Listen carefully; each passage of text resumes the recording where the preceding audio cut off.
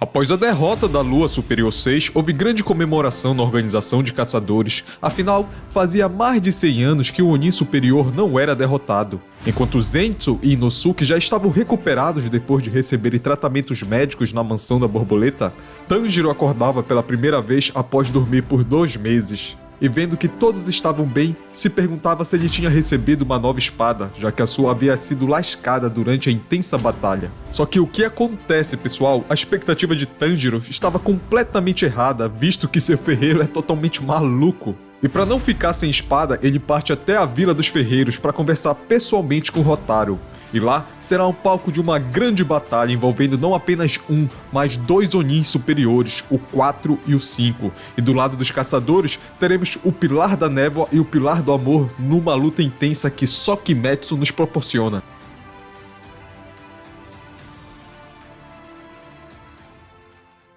Após a chegada de Tanjiro na Vila dos Ferreiros, ele descobre pelo chefe do local que Hotaru se recusa tanto em fazer a sua espada ao ponto de ter desaparecido. Enquanto os moradores do local procuram o forjador Fujão, Tanjiro segue até as fontes termais, onde ele encontra o Pilar do Amor, que aparentemente também estava na vila para obter uma nova espada.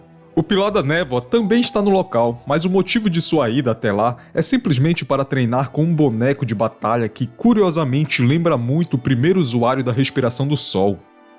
Tanjiro também chega a treinar com esse boneco, e depois de ver a morte de perto várias vezes, após uma semana de treinamento intenso, ele finalmente consegue derrotar o fantoche, e ali dentro estava escondido uma katana de 300 anos forjada na era Sengoku com um aço da melhor qualidade.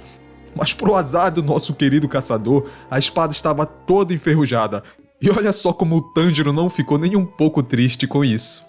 É nessa hora que um bodybuilder sai do meio das matas, esse é Hotaru. Escutando toda a conversa, ele leva a espada embora, dizendo que vai deixá-la novinha e melhor que antes. O chefe da Vila dos Ferreiros também está ali, e diz a Tanjiro que Hotaru não havia fugido, mas sim estava em um rigoroso treinamento nas montanhas para que ele pudesse fazer uma espada mais resistente para o nosso querido caçador. E agora sim tá explicado os motivos de tanto músculo, hein, galera? Só um adendo, pessoal, esse cara aqui, ele também está na vila, só que ele tá completamente furioso com Tanjiro, pois ele quebrou seu braço na primeira vez que se viram. O tempo passava e já era noite, e após tomar um banho, um ferreiro voltava para sua casa e encontra um vaso no meio do caminho. E ao se aproximar de tal objeto, ele acaba sendo sugado para dentro do recipiente. E ficamos sabendo que esse não é um vaso qualquer, mas sim um vaso que pertence ao Lua Superior 5. E assim começa o ataque dos Onins à Vila dos Ferreiros. Nesse momento, em certo local, Tanjiro, Nezuko e o Pilar da Névoa estão reunidos em um quarto. E para surpresa de todos, um Oni entra no local. O narrador explica que tanto o Pilar da Névoa quanto o Tanjiro perceberam que tinha alguém do lado de fora do quarto, só que eles não sabiam que se tratava de um demônio até a criatura se revelar, e por conta disso, eles tinham ciência que o demônio em sua frente era um Lua Superior. Imediatamente, Tokito lança um ataque, o Oni se esquiva. Tanjiro se prepara e entra em cena, mas Oni novamente desvia. Nezuko se transforma e acerta um chute no Oni. O Pilar da Névoa não perde a oportunidade e corta a cabeça do Lua Superior fora. Tanjiro lembra da sua batalha mais recente e grita para que o Pilar da Névoa não baixe a sua guarda. E galera, é dito e feito. Da cabeça cortada, um corpo começa a aparecer. E do corpo sem cabeça, um novo rosto começa a se regenerar. Agora não existe apenas um inimigo, e sim 2 poderosos Onins em sua frente. E com o simples balançar de braços do Lua Superior, uma enorme rajada de vento é formada, destruindo toda a estrutura do local. O Pilar da Névoa foi lançado para centenas de metros dali. Tanto Tanjiro quanto a Nezuko não voaram, mas receberam uma intensa descarga elétrica do outro demônio. É nessa hora que Genya aparece no telhado. Ele segura uma espécie de escopeta de cano cerrado e com apenas um disparo ele arranca a cabeça dos 2 Onins. O Tanjiro fica confuso se aquilo era uma arma de fogo, mas como cheirava como se fosse uma katana Nichirin. Pessoal, acontece que um dos demônios não teve a sua cabeça separada do corpo, então Genya se prepara e aplica mais um ataque, só que dessa vez com a sua espada, e assim separa a cabeça do demônio. Porém, o que acontece? Novamente os demônios se multiplicam, agora sendo 4 no total. O Tanjiro foi pego por um desses Onins que agora possui uma forma alada e elevada até os céus. Enquanto isso, Genya estava sendo empalado vivo pelo outro Onin. O Tanjiro prepara seu ataque, mas o demônio é mais rápido e lança uma intensa rajada sonora. Mas mesmo sendo atingido em cheio e tomando muito dano, o caçador ainda conseguiu cortar uma das pernas do Oni que o segurava. E depois de cair por vários metros de altura, por azar do nosso querido caçador, aquela perna se transformou em uma cabeça e lançou outro ataque. A cena é cortada e mostra que o Pilar da Névoa foi lançado para muito longe de onde a batalha estava acontecendo.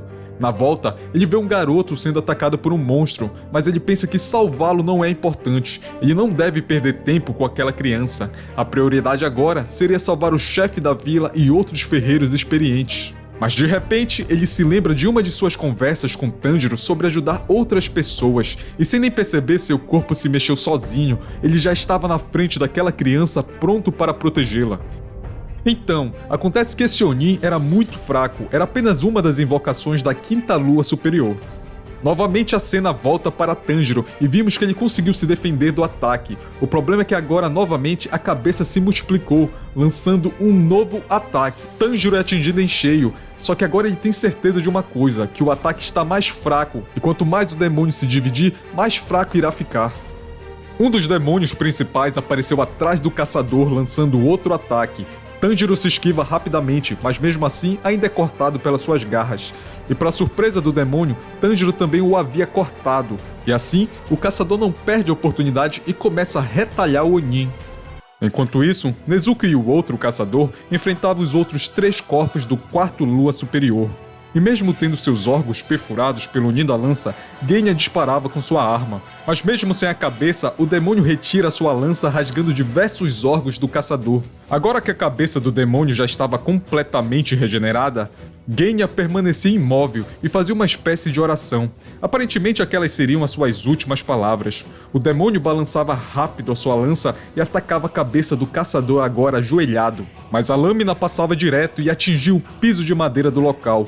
Genya já estava atrás do Onin, pronto para cortar a sua cabeça outra vez. Porém, novamente um trovão é disparado. O Oni do cajado, que até então só assistia toda a batalha, entrava na luta.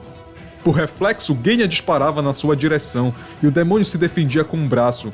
Ele se questionava o porquê daquele humano ainda não estar morto, já que ele teve diversos órgãos rasgados e perfurados.